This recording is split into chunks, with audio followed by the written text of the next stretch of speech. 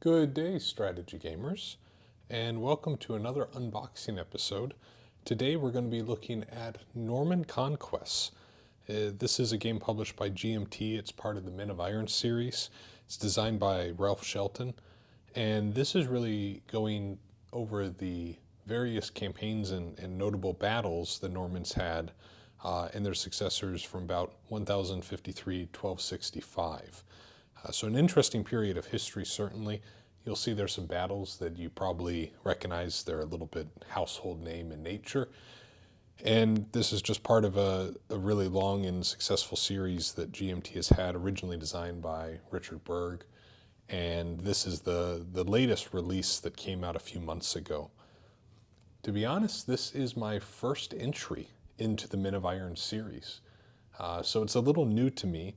And if I end up having a good time with this, I do hope to try to track down some of the earlier Men of Iron titles, as they receive great praise, and the periods of history certainly are of an interest to me as well.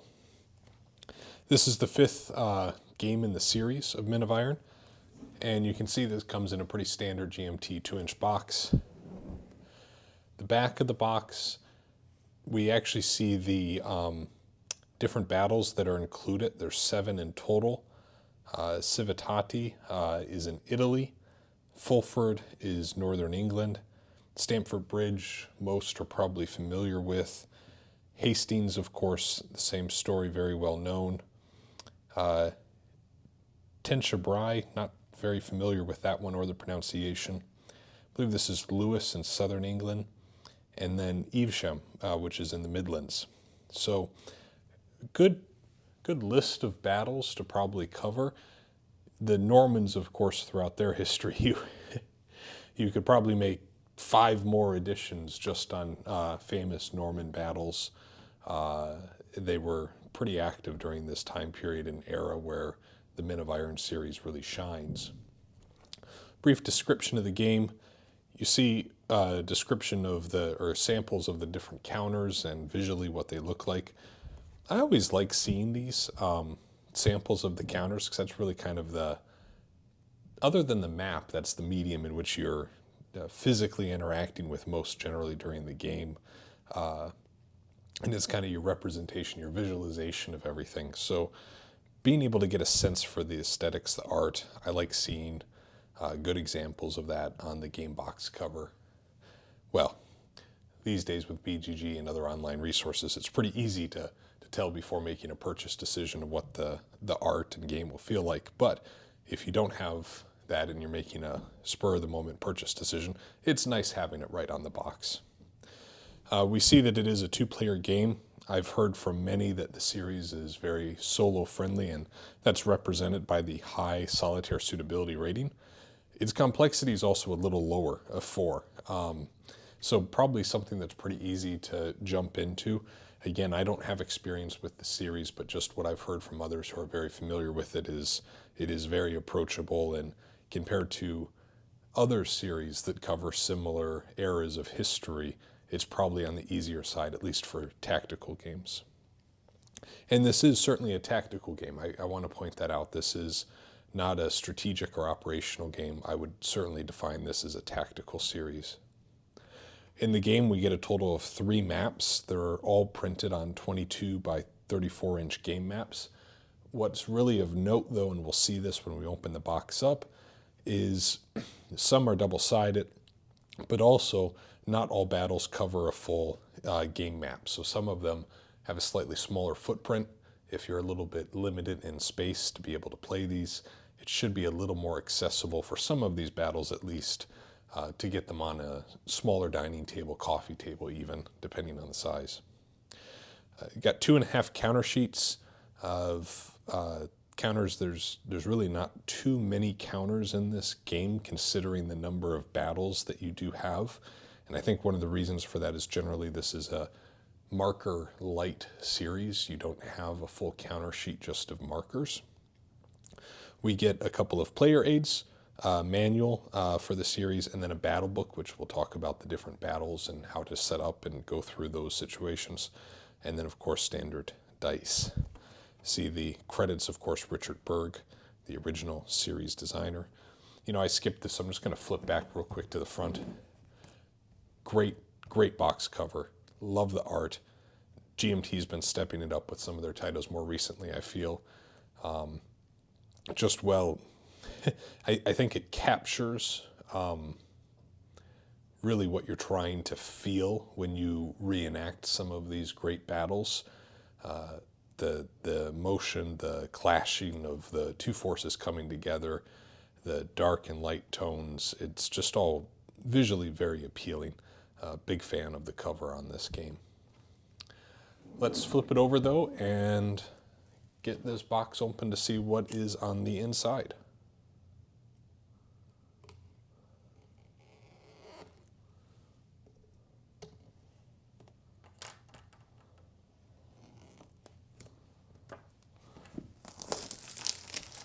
All right, that came off easily enough. We will do what we usually do by starting and getting some of the maps out so we can just have them as a background. There's not going to be as much detail as, you know, other maps in more strategic or operational level games, but still we'll have maps be the backdrop as we go through all the other contents. So give me just a moment as I dig those out.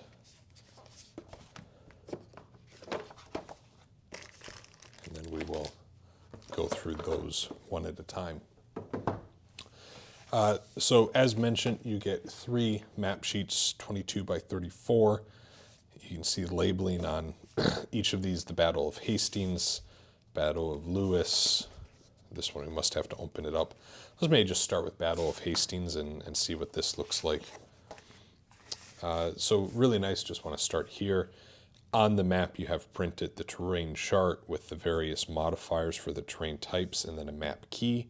So you see, looks like levels of elevation, woods, road, and marsh. Very nice. You also have, again, battle name, but you know, this happened in East Sussex in England, the date. Just small touches like that, right, to help you remember where are you when you're actually on the field and resolving these combats. Don't think we'll have the whole map in frame, but I think you get the gist of it here. Very straightforward. I mean, I don't want to sound unappreciative of the map, but just compared to some of the others that we've been seeing lately in production, this does feel just a little standard. That's not a bad thing. It's not a criticism of the map. It's printed on fine quality paper. It is well done. But at a tactical level, it can be really hard to generate a map that I think impresses and just shouts out at you and grabs your attention immediately. Because of the level of detail and scale, you can't always encapsulate some of those visual aspects. So, you know, you have some woods, intersections of roads or tracks, trails, and then the rivers. So that's a pretty standard tactical map. Again, it's not a criticism by any means of it. It's just not something that's going to wow you. Then have the rules manual. This is printed on pretty standard GMT paper, so it's not a gloss finish or anything like that. Total of 28 pages. I think that's going to be considered pretty approachable once we start to flip through this and you see really how much is packed inside those 28 pages, and that you really don't need to absorb 28 pages of information, I think, to get into the series or the game, is my first impression from looking through some of this. So we have introduction, components, a lot of definition of components. Was a little surprised by that, just because it's not a tri-pack or anything like that, but yet we have so many varied units and kind of definitions. I think one way that might make a lot of sense, though, is if you consider that you have the 7 different battles. Each of those battles may have different forces, different factions, etc., fighting them, which then result in different types of units, of course. Note, too, that there's little abbreviations for the different units. I'm curious to see how well those, or how frequently those are used, and to what degree you need to kind of memorize that, hey, LB is longbow, for example. We see it on the game counter as well. So it probably is going to be pretty handy to remember some of those abbreviations. flipping through a little, this has been noted in other reviews, but you see these excerpts here in color. These are specific call-outs to rules mentions for games in the Men of Iron series. So you can see that right here, this section is labeled for Men of Iron and Norman Conquests, whereas this whole section is for the game Infidel, and this section is for the game Blood and Roses. So when you consider that, as I mentioned at the beginning, 28 pages of the rulebook, this is an entire page that is, frankly, irrelevant to you if you only care about the Norman Conquest game and learning those mechanics. So that's why, again, I think the rulebook size is actually just a little inflated, because you have all of this information in here from games in the series. Now, I'm not upset or complaining about that, by the way. I think that's a great thing that you have this, because then it's all in one place. You can easily hop to these other games, and as you go through the series rulebook for Men of Iron series, you can even see, I mean, this says tri-pack on here from the last release that they had, just labeled Norman Conquest on the top. You then don't have to hop around, find the Infidel specific rulebook, and look up these specific mechanics. You have it all in one place. So I think that's a benefit. I just want to stress that the rulebook for Norman Conquest then is actually a little lighter than what it might look like on the outside. Talk about how to achieve victory, sequence of play. It's a pretty short sequence of play. Not uncommon for tactical games, but that's pretty easy to absorb for a sequence of play. Leaders and how their command works. So there's actually more detail, or not detail, but there's more content addressing leaders than there is for the sequence of play. Activation and continuity, so how you go through your different forces and engage them. Movement you'd expect to be moderately sized. Facing, I think this is an important thing to note with this game, and certainly one of the reasons and you would qualify this game as a tactical game is it has facing with the counters. So you can see this little illustration here. The orientation of the counter is relevant to game mechanics. So these two hexes, based off the facing of this unit, are the front of the unit, which will come into play when making decisions and resolving combats and such. So that's pretty important. And I want to call out to these hexes. They look like a very good size to accommodate that. I think you always want just a slightly larger hex size when you do have things like facing mechanics, because then as you're orienting the counters, it's just a little easier to maneuver within that real estate on the map. Stacking rules, missile fire. So this is pretty much 2 full pages just on archery and missile fire, it looks like. Shock, another 2 pages. I believe shock largely comes around with the attack mechanics. Charging and counter-charging, so probably for the cavalry units. All very color-coded. I like that a lot. And again, you see these call-outs again that, you know, this right here is for Men of Iron, Norman Conquest, and Infidel. 3 games in the 5-game series. So makes it easy to see. Another box, these rules are just for Infidel. Then we talk about how to resolve combat. There's some optional rules, it looks like, for Blood and Roses specifically. Rallying unit special rules. So we have shield walls in Norman Conquest. That's an exciting prospect. Over here, just kind of more special rules for the different games for Norman Conquest, specifically Hobblers. And then we have Engage, which looks like an optional rule for all games in the series. Nice index to try to find various mechanics. And then a list of updates that various games in the series have seen, probably since the last publication of the original game rulebooks. So nice to have that all consolidated. Oh, and here is an extended sequence of play. So a little curious, we saw a sequence of play section within the rulebook that was probably half the size of this. So a little curious that the back is so much more detailed. Very well. So that is the Men of Iron rulebook that is, frankly, for the series, not just Norman Conquest. And then we get to the Norman Conquest battle book. So this is kind of your your scenario book, your guide to the different battles that the game comes with. And you can see the table of contents here to find each of them specifically. Printed on same paper, same quality, a little bit of background. And then we start to get into each of the battles in turn. So here we have Civitate, and you can see the deployment of the two armies. So this is the Papal army against the Norman army, the leaders that are involved, standards, and then we see the deployment specifics of where the units themselves will go. We then have a full page illustration of the map for Civitate, and you can see where these units go. So again, new to this series, but if I were to infer really quick, I would assume that for these forces, which I believe are the Norman forces, each of them must apply and start in these specific hexes, whereas it would appear for the Papal army, they have these forces available and they must be placed within these highlighted zones. So just a nice illustration there to be able to identify that, and then some more details about the game balance, and the different flight levels.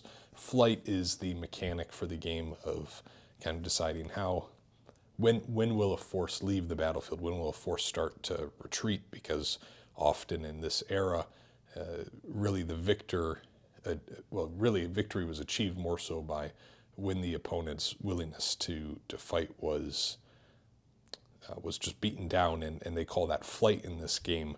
So if you're sitting there in a line with swords and shields and everything in that close physical combat, but you see all around you, all of your fellow combatants running away, that induces a sense of flight. So we'll take a look at that probably in the player aid. And then we go into Fulford, and I'm going to go through this just a little bit more quickly for each battle. It seems to follow the same steps. I don't know if I noticed this on the first, but it looks like, for Fulford, we actually have a bibliography. That's a really nice touch that you can, if you want to sit down and play the Fulford battle, you can maybe pick up a book or a paper, whichever these may be, to learn just a little bit more about the battle and, give you some of that historical context as you go through. Stamford Bridge, one of the more famous in this, as well as Hastings. And just flipping through here, this is the Italian one. Tenterbury was in France, excuse me. Lewes, which was in Sussex. And again, it looks like these are deployment zones where the player gets to choose where within those areas they deploy. Evesham. Oh, and then we actually have a page of example of play. That's nice. So you can kind of see step by step how to play the game. And then we have a Norman Conquests extended sequence of play. So let's actually just take a look here. So side by side, are there any big differences that stick out? It looks like the move and fire phase is shorter in Norman Conquest, and the shock phase is maybe a little longer. Not going to read line by line, but otherwise, they look like they are very much so very similar between just the standard series rules and the Norman Conquest extended sequence of play. Very interesting. Let's take a look now at the player aids. So this first one on the first page, these are 4 pages in total on the player aid. This is looking as a matrix to determine for the different attacker and defender units for shock and charge modifiers, it would appear. Then we see leader casualties. Open it up here. And looks like just some resolution or combat tables for the different battles specifically. Now, looking at this, so there's different terrain charts too that are in here. I wonder if these are probably similar to the terrain charts on the maps. Because really the entire inside of this player aid seems to be these tables. And they look awfully similar to what is printed on the map. So that feels maybe a bit redundant, but perhaps I need to learn and explore a little more about that. And then on the back, these seem to be some pretty generic, almost series and kind of consistent mechanics that the game has with different roll modifiers, what the adjusted dice roll modifier then results in for a normal situation versus a disordered unit, etc., etc. Different DRMs for shock and charges, so you have a full list here. That's pretty handy. You know, this is a nitpick you might hear from me a few times. It's a personal thing is I have these 4-page player aids in a number of games, and I always want to turn them inside out and kind of flip them inside out and crease them when I'm holding them, because holding it open like this takes so much more space. I don't know. Sometimes I almost wish they were just separate sheets instead of the 4-page booklet, because it's a personal tick, but it always seems to happen to me that I'm creasing then or ruining this spine, this edge of the 4-page book. There's a total of 2 of these in the box, so 2 copies. And then the third player aid sheet is a flight point track. So it looks like you can use the same for all battles. There is not a backside, so this is single-sided. And then you can see on the flight track, it calls out the boxes and the flight points for the various battles. So that's nice that you don't have to look up or remember, hey, Hastings for the Normans is at 28. It's already printed right there. And then just a general record track that's also available. Last, we'll take a look at some of the counter sheets. So there's just this little mini counter sheet where I guess they didn't really want to justify another full counter sheet. Makes sense. I'd rather they do this than have, you know, a half page of markers that I'll never reasonably use during gameplay. We have some, I think, royalist units on here with shield wall markers mostly. And looking at these counters, again, pretty standard for a GMT publication. Good quality, great color. They are not pre-rounded for those who do care about that, but I think they're all double-sided as well. I think they'll come out nice. Let's just try to pop one of these out. And that actually came out pretty nice. So looks good. We have Norman units, Saxon, Norwegian, all very color-coded. Papal units here. And then we have Royalists, and then Baronial. I wonder if those are Italian. Okay, sounds good. And then, of course, the game does come with 2 dice.